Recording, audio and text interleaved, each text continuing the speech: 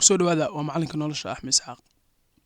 Waqtigu waa hubka kaliya oo aad haysato adduunka intaad joogto. Waqtigu waa nimcada kaliya oo Ilaahay ku siiyey. Waqtigu waa wax kaliya oo horumar ku gaari kartid. Waqtigu waa waxa dadka isdhaafiyey. Waqtigu waa waxa time management. mahmaya carabiya waxay ahayd alwaqtu kasayf in lam taqtachu yaqtacak. Waqtigu waa sayfta oo kale haddii aad jarin uu ku jaraya. Waqtigaaga haddaad ka faa'iideysan wax badan ayaa dib dhacaysa. Waqti iyo qorshe haddaad subaxii ku soo kicin oo ka faa'iideysan qof kale qorshihiisa ayaad ku socon doontaa. Qorshe haddaad adigu subaxii ku soo kicin qof kale ayaa qorshe ku sameyn doona. Hadda midaal ahaan saaxiibka aad maqaayada ku aragtay adigu qorshaad ku soo baxday inaad gym aado, inaad shaqo aado, inaad wax qabsato, inaad ballan family iyo wax samaysato.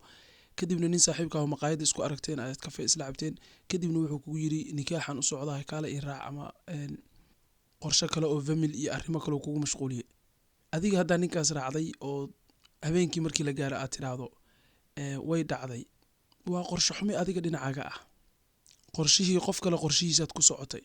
Adiga qorshahaaga kuma soo kicin. Qorshahaaga hadduu nikaax inaad aad ahalaha 3 maalin 4 maalin ka hor aad qorshaysan kartid. Qorshaha iyo planning-ka waa waxa la isku dhaafay. qof walba 24 saac uu haystaa. Midda koobaad waxa lagu leeyahay schedule ku soco. Maalinkaagu schedule ha ku socdo. Subaxii markaa soo kacdo fadhiiso ilaa 30 daqiiqo kadibna waxaad qortaa maanta waxyaabaha aad jeclaan lahayd inaad sameyso iyo wax ku qorshaysan. Marka sameeyo wax la yiraahdo implementation oo ku dhaqmo oo ku dhaqaaqo wixii uu qorshaystay. Waa waxyaabaha horumarka lagu gaaro. Subaxii markaad soo kacdo list inaad sameysato. Listigaas oo ku dhaqmi doonto. wixii kor ka soo dhaca iyo wixii qadara waa gaar laakiin adaa laga rabaa inaad fulido waxa aad u baahan tahay inaad sameyso oo qof kale ku fulin waqtigaaga iyo maalinkaaga. haddaad maalinka qorshaysan qof kale ayaa ku qorshay doona ogow. waxa la sheegay dadka bini'aadanka inaysan isku waqti ahayn. dad ayaa peak time-kooda waqtiga ugu firfircoon yihiin ay ugu wax qabad badan yihiin ay tahay subax hore. dad ayay tahay 5 saac subaxnimo. dad ayay tahay 3 galabnimo wixii ka dambeeya. dad ayay tahay maqribka ka hor. dad ayay tahay habeenkii. waqtiga aad ugu adag tahay oo ugu shaqo badan tahay oo ugu firfircoon tahay raadi. kadibna ku dadaal waqtigaas inaad maalinkaagana qorshaysato kana faa'iideysato maalinkaaga. aadna ogaato waqtiga aad ugu firfircoon tahay maalinkaas. waqtigaasna saacadahaas aad ugu firfircoon tahay wax qabadkaagu uu ka bato saacadaha kale. haddaa subaxii markaa soo kacdo niyad jab aad muujiso oo niyeysato inaad horumar gaaraynin ma gaaraysid. waxaa la rabaa subaxii inaad yididiilo ku soo kacdo kadibna waqtigaaga saa uga faa'iideysan lahayd qorshahaaga u fuli lahayd ku dadaasho. waqtigaaga marka aad balangareeyso waxaad qorshaysataa long term iyo short goal waxa la yiraahdo. waqtiga dhow waxa aad rabto sida maanta oo kale berrito oo kale iyo long term-ka bilaha soo socda waxyaabo aad jeceshahay inaad gaarto. inay ku kala banaan tahay waa inay ku kala caddahay iyo sanadka bisha asbuuca maalmaha soo socda maanta 2 asbuuc waa in maalmahaaga iyo waqtigaagu ku kala saaran yihiin. kadibna u soo degtaa daily task wax la yiraahdo oo maalin walba joogto ah. taas ayaa mid la isku dhaafa ah. haddii maalinkaaga marka adigu aad ka faa'iideysanin waqtigaaga qiimaha leh oo Ilaahay ku siiyey waxa laga rabaa inaad u kala qaybido hierarchy ah oo isku hoos imaado. kadibna aad fiiriso maantay maxaa cusub oo bartay. maantay maxaa igu soo kordhay. maantay meeqa saacan shaqaystay. maantay ma nastay. maantay maxaan qabtay. maantay maxaan yaan waqti la qaatay. maantay waxa ugu qiimo badan oo bini'aadanka Ilaahay siiyey waa waqtiga. waqtigu waa midka Ilaahay ku caabudi lahayd. waqtigu waa midka horumar ku gaari lahayd. waqtigu waa midka aad danahaaga ku gaari lahayd. marka waxa la rabaa subaxii markaad soo kacdo 30 daqiiqo inaad naftaada la fadhiisato qorto waxyaabaha u baahan tahay maanta inaad gaarto. habeenku markuu dhamaadana ood soo hoyato oo danahaaga soo dhameysato inaad inta isla fadhiisato aad tiraahdo maanta maxaa ii suurta galay. maanta maxaan isku dayay. maanta maxaan ku fashilmay. maanta maxaa cusub oo bartay. maanta maxaan ka bedeli karaa marka soo socota oo berita ah. waa inaad og tahay wixii maanta qaldamay inaad beri sixi karto. qofka waxaa la rabaa qaladkiisa inuu ka barto. waqtigu waa waxyaabaha dadka qaladka bara.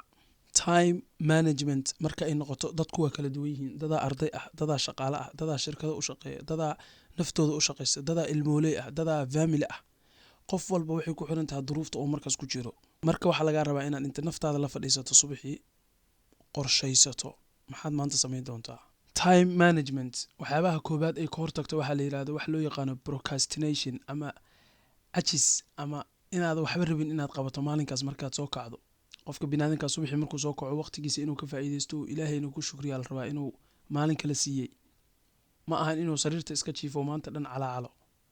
Procrastination waxa loo yaqaano looma baahna. 5 sakan qabso, acuudu bilayso, ka kac sariirta, maanta dhan ha jiifin. waqtiga jiifka, waqtiga shaqada iyo waqtiga nasashada ha ku kala saarnaato, iyo waqtiga waxqabadka. waa aniga soo dhigay. waa inaad go'aansataa markaad subaxii soo kacday, maanta waa noolahay, berri ilaaha og, laakiin maanta waa inaan maalinkayga ka faa'iidaystaa. waqtigaaga waa inaad ka faa'iidaysataa, adoo taas niyadaadu ku jirto waa inaad soo kacdaa.